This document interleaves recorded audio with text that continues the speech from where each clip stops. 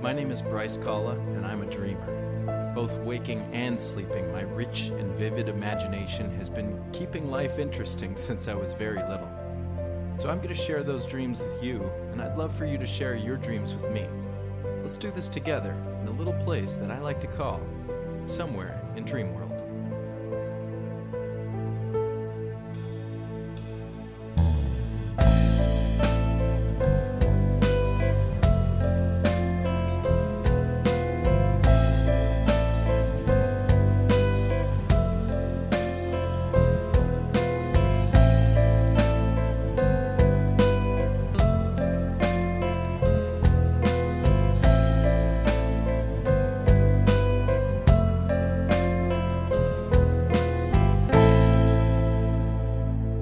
Hello, everyone, and welcome to the Midnight Notion Somewhere in Dreamworld podcast. This episode could have been brought to you by the Big Dipper.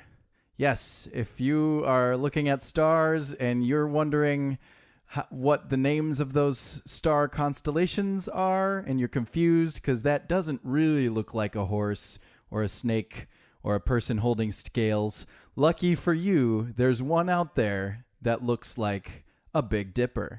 And the name of that constellation is the Big Dipper. Now, can you eat cereal with the Big Dipper? Studies have shown that no human ever has flown into space and used stars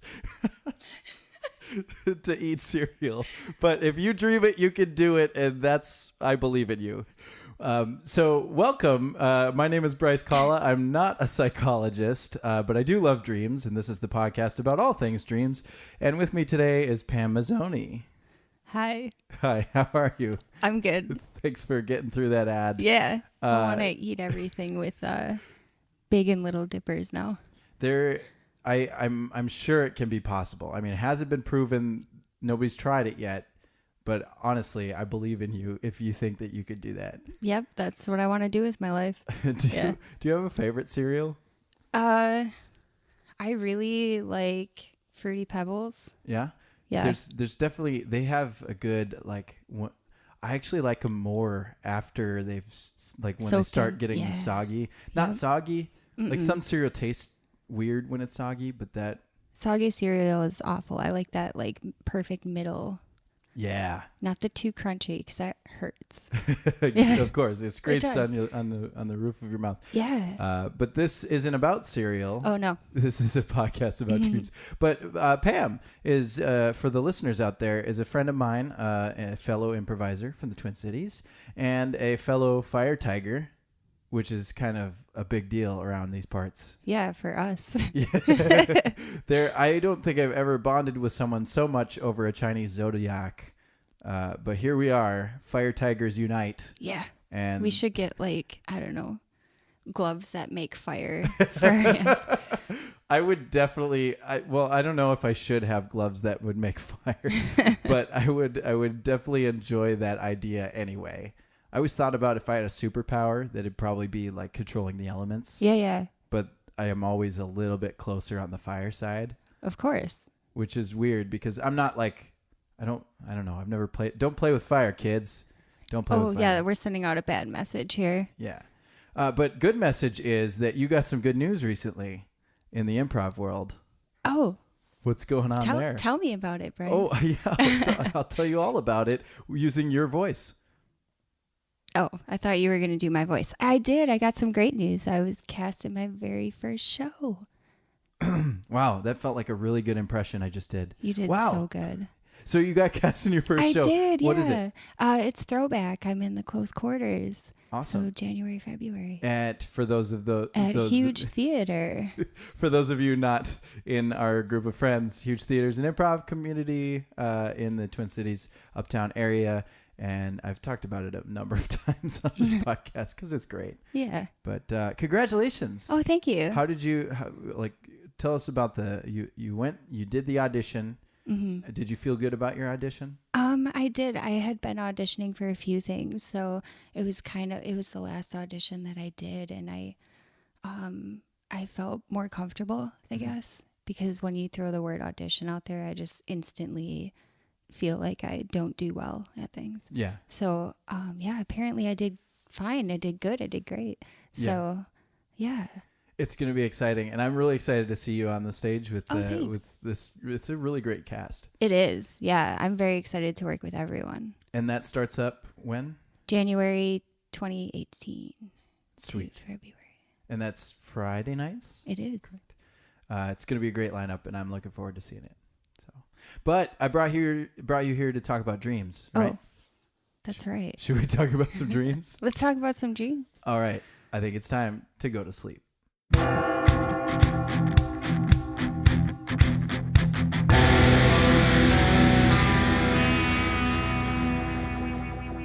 All right, listeners, I remind you every week, but if you want to submit your dream, you got to know this stuff.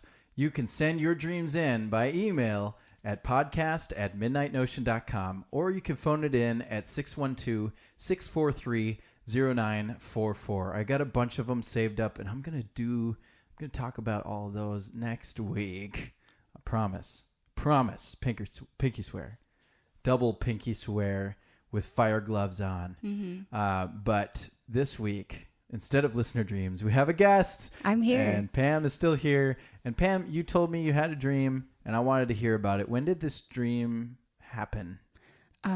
This was last week sometime. Last week. Okay, so this is a real fresh one. It's pretty fresh, even though it's foggy for me to remember. So I wrote it down. Nice. And what did you? So let me ask. When you woke up, you remembered it. Like, did you write it down right away? Did you take some time? Did you tell people? Like, what process did you use to take it?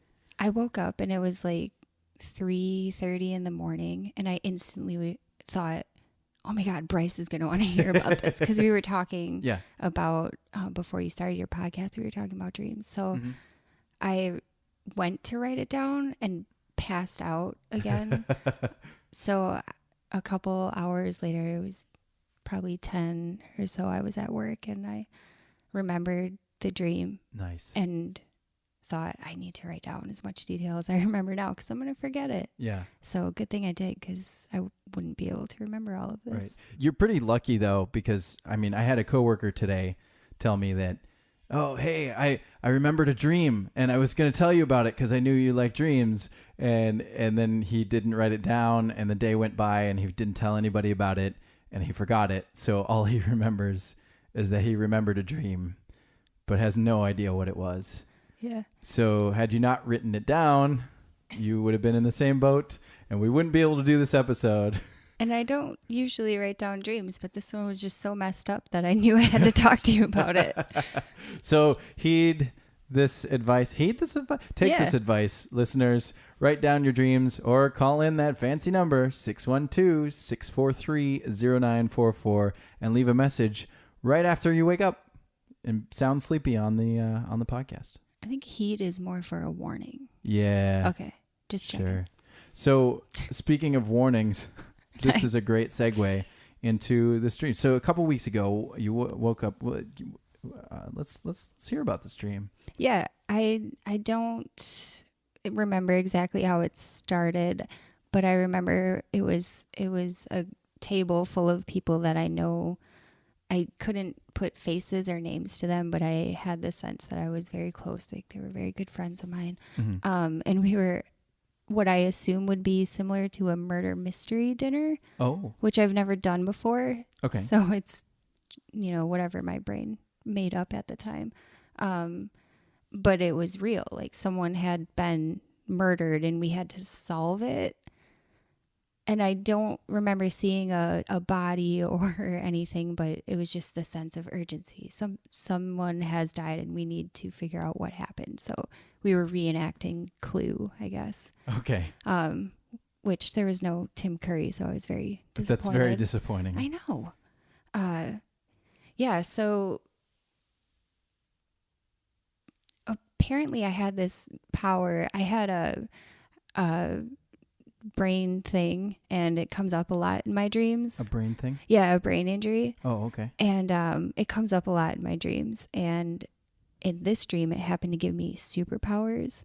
The best superpower ever. Fire and elements. No. The second best superpower ever. Which one? The one where I could say riddles that led everyone else to the next clue in solving this mystery. Okay. But apparently I had to be drunk in order to give these riddles to these people. Okay. So after this dinner that we finished having, we went to a bar, which was, I don't know, it was like a warehouse and a bar. Naturally, to fuel the powers. Right. Or well, just to feed me alcohol. So they were giving me shots and then writing down everything I would say after that. And they would have to decipher, is this something that just drunk Pam is randomly saying, or is this a riddle that we need to solve? So that, yeah. So you're in this bar. They're just trying to figure out whether you're the Riddler and you're helping them to the next spot, or the good Riddler, I suppose. Yeah, I guess. Or if it's just a drunken mess. Exactly, because I can't imagine that drunk Pam would say anything that made sense. I don't drink an awful lot, so yeah.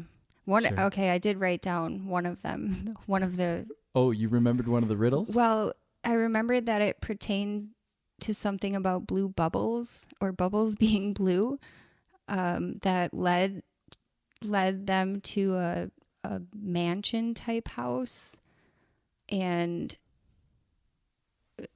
yeah, I don't remember the riddle exactly, but it was something about bubbles were blue. Bubbles. So we had to go to this mansion house because naturally blue bubbles mean mansion. Right. And my brain was hurting from all of the riddles that I was spewing. And then another member of our group was ill of some sort. And we were both left in this like lower foyer of the mansion while everyone else went to go and find what these riddles meant around the mansion. Mm-hmm. And we were left in this room with a dying man. Oh no. That told us to go to the second floor. So everyone went to the second floor. And this ill person in our group and this dying man. So I was laying on, I guess there were 2 beds. And then there was like a little 2 or 3 foot gap. And then there was another bed. And this person that was ill was laying on there. And once everyone left, we had, the 3 of us there. And one of them, I don't remember which, started stuffing like a note, like the clue that was written down on the note from the bar, like my drunk clue about blue bubbles, started stuffing it in the other guy's mouth. Okay. Into the dying guy's mouth. And he was like ripping off his jaw. Oh. It was so, yeah. And he was like, the note was causing it to come apart, or he was actually pulling at his... Both. So, so it was like a Post-it note that he like had crumpled up and was like shoving it, like he wanted it in this guy's, down his throat. And his hand was then like ripping off the bottom part of his jaw. Ugh. It was very gruesome. Yeah, that sounds terrible and not fun to watch. No, it wasn't. No, my dreams are never fun to watch. Wow. And he grabbed a pen and was like trying to cram it in there deeper. No. Yeah, I don't know. It's a lot of detail. This is an ill person and into the dead person. Right? Yes. Okay. So there was like a dying man, and I think he was at the mansion. So he was, one of my brain riddles told us to find this man in a mansion. And then when we found the man, he told us to go to the second floor, and my brain was overheated. And so me and the person that was sick in our group, stayed behind. And I don't think he was really sick. I think he was just the killer. So he was like, oh, I'm sick now. I'm going to kill these people while you go off. Sure. Yeah. Yeah. That sounds like a pretty typical murder mystery. Right. Classic. Why didn't I see that coming? Jeez, Pam. Yeah. Come on, dream Pam with superpowered brain drunken note writing, and clue giving. blue bubble. Yeah. No, my brain was overheated. I wasn't thinking clearly. Otherwise, I would have known. Sure. There must be some fine balance between where you're just drunk enough to give a superpower and where the overheating happens. I wonder if it was just a hangover. I bet it was. It was just post. Yeah, drinking. I drank too much because you needed too many clues to solve this murder. Yeah. And now I'm ill. If only you could have figured it. If they could have figured it out sooner, you wouldn't have had to give so many clues. Yeah, they must have skipped their early 20s. Is that the whole? Does it go on from there? It went on a little bit. It did go on. Oh, Because I was not just going to watch this guy rip off this guy's face. So Right. I started reaching over and I was like, stop it. And I went to grab his hand and he looked at me and his face was so messed up. It looked like, that picture, that painting, The Scream. yeah. It was like a cross between that and a Dementor from Harry Potter. Creepy. Oh, so creepy. Yeah. Yeah. It was terrifying. Wow. And so this is when you're trying to get him to stop. He turns into this Dementor thing. Yeah. That's what you said. So maybe he was trying to suck the life out of this body while jamming my note into the mouth. Weird. And then looked at me and scared me. So then you did expectum patronum. What's the? Yeah. Is that the one that Yeah. gets the Dementors away? Yeah. I'm a bad nerd. I don't know these things. I should have thought of that in my dream, but I didn't. And I also didn't have a wand. You'll have to work on lucidity, and once you get Right. into lucid dreaming, maybe you can make that happen. I don't want to be in that dream. I would That's really rather probably- not. That's probably the better choice, is Yeah. to not be a part of it. Yeah. So, No. okay. Once he looked at me, I woke up Oh, in a panic and was like, Bryce needs to know this. Yeah. Well, okay. So now that sounds like a terrible way to wake up. Yeah. I mean, this is fresh. I haven't had a nightmare in a long time. Mm-hmm. How do you, are you stressed in the morning, or are you just like, oh, it was a dream and then everything's normal? No, I mean, I don't know. My brain is overactive all the time. Yeah. So especially lately, I feel like I probably have a lot of stress. Sure. So that's when I actually do remember my dreams, and they're usually, nightmares and very vivid, graphic stuff that I Yikes. don't want. Yikes. Do you take anything from this? Is there any part of this dream that goes, oh, I get it, because I was playing Clue yesterday. I wish with Tim Curry. No, not yet. Mm-hmm. I mean, I think that your dreams they're trying to solve problems in your life or tell you something. But I haven't taken anything away from this. Maybe just that Sure. there are a lot of puzzles going on, or I have too many activities going on at once. Mm-hmm. Is there anything that, I'm trying to analyze it as well, being super amateur at this and not having any other than listening to a few people talk about their dreams and listening to the Dream Doctor, the old radio show host from back in the day.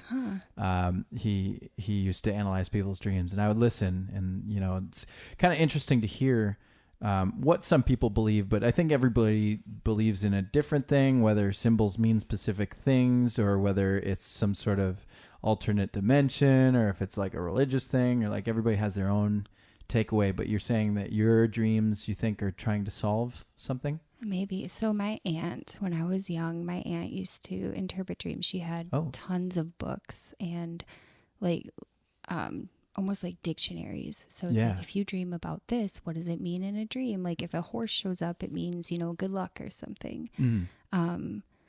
So I've never gotten that into it, and I don't remember much about it. But Sure. Usually what I try to take away from dreams is just relate them to your everyday life. And it might not be as dramatic. Obviously, I'm not, killing people or solving murders, but Right.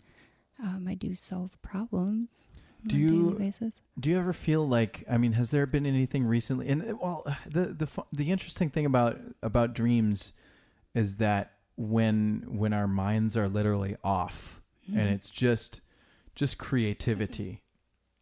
It's thoughts, it's ideas, it's emotions.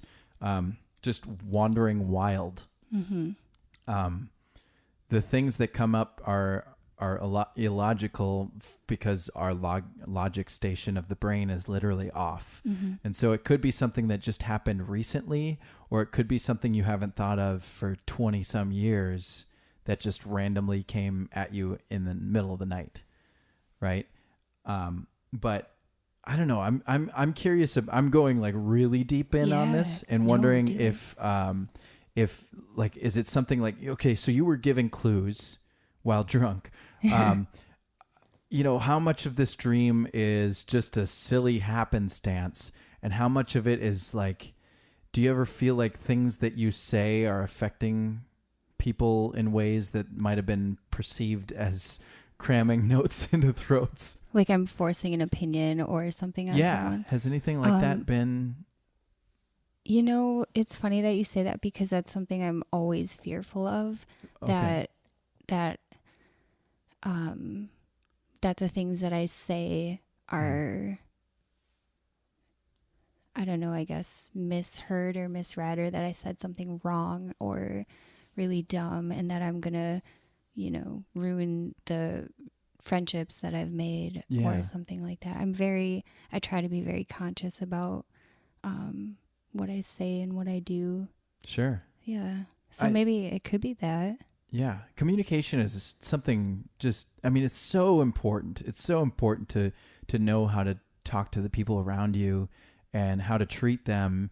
And it's true that you can do something in all the goodness of your heart and to make someone really happy because you want to just see their smile, and they can take so much offense to it and turn around and just get furious at you. And then you're left in the situation of like, what did I do? Yeah. I said hi with a smile, you know, like that's a bad example, but no, that's actually, I mean, that's perfect because that's exactly how I feel. Like in a lot of conversations, I'm usually pretty quiet because I enjoy hearing what other people are saying, but I participate when I feel I have something to give back. Sure. So a lot of the times when I go to say something, everyone else will throw their attention towards me because they're like, oh, Pam's saying something. It must be important or something. And then I feel all this pressure to make sure that I don't say something really dumb. Sure. And then I think sometimes people are waiting for me to say something more, and I stop. And then I'm like, are they judging me? Like, what's going on? I wanted to be friends. Right. But there have been one or two situations lately that I can think of that I was fearful that I just said something dumb. And not that the other person made me feel that way, just that's my own perception of myself. Yeah. Well, you never know. I mean, that's my takeaway, my guess, my unprofessional guess is that maybe that has something to do with it. Or it was just it just happened. Or it was just insane and I should rewatch Harry Potter. That's probably what I'm going to do. With a painting of the Scream on the wall. No. I can handle a Dementor, but that painting, no. It's a little eerie. Who was that? That was... Oh gosh, I don't know. Is that the same person that did the night, the dreary Starry Night? I think so. I think so, yeah, but I still... Van Gogh? Van Gogh did Starry Night. Yeah. All right. We sound smart. This is a bet. I'm going to place a bet right now for $0 that it was Van Gogh. That he did the Scream? I don't know if he did the Scream, He probably didn't. And so if you want to take that he didn't do it, you could win $0 after this podcast has aired. I'll take it. And I'll also take your $0. All right. Well, we'll find out who wins this bet. But I feel like that's an interesting dream, and I thank you for sharing that. Yeah, you're so welcome. Thanks for letting me get that out of me. Absolutely. So with that, I believe it's time to wake up.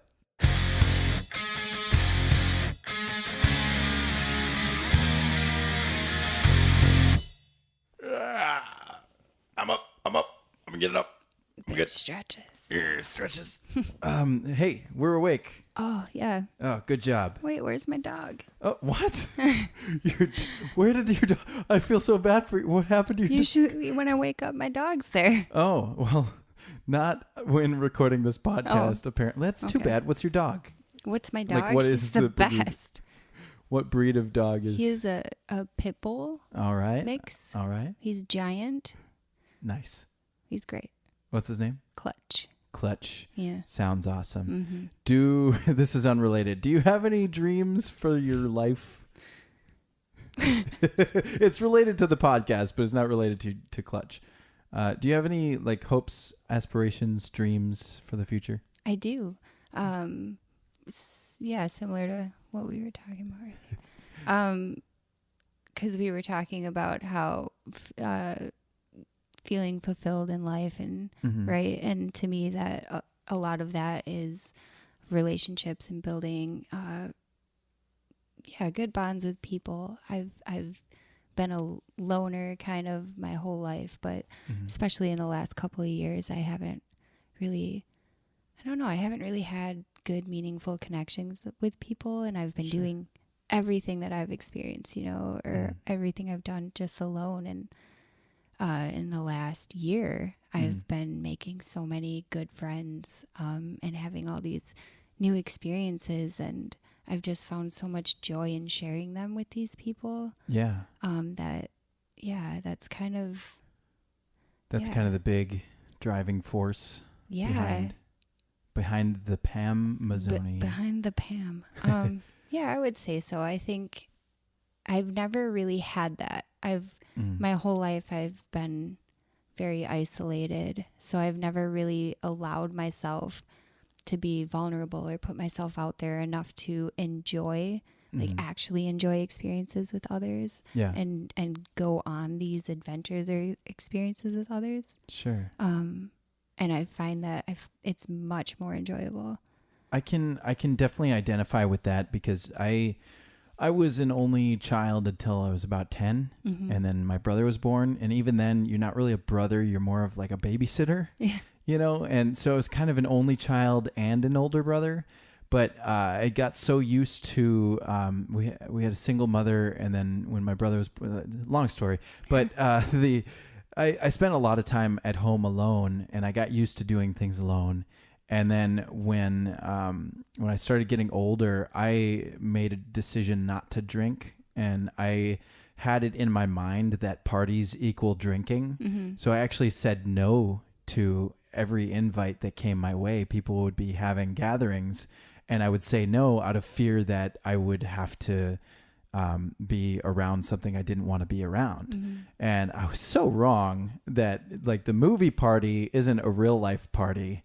I wasn't being invited to those, but it took a lot to change actually improv got me out of my shoes as well. I started doing that, and really it's absolutely true what you say. It gets you out of your comfort zone, but teaches you how to be okay with that and embrace it and really live. Absolutely. Yeah.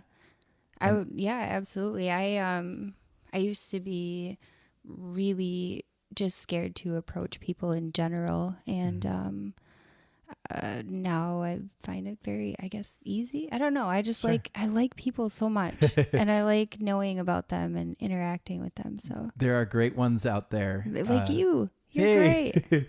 You're great too, Pam. So thank you for coming to do this podcast. Yeah, thanks.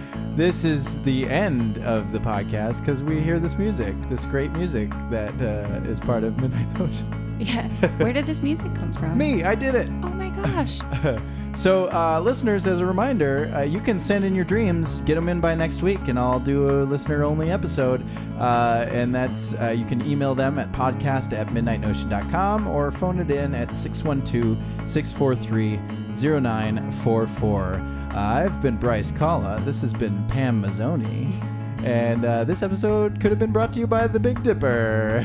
But sadly wasn't. Until next time, sleep well, dream well, and be well.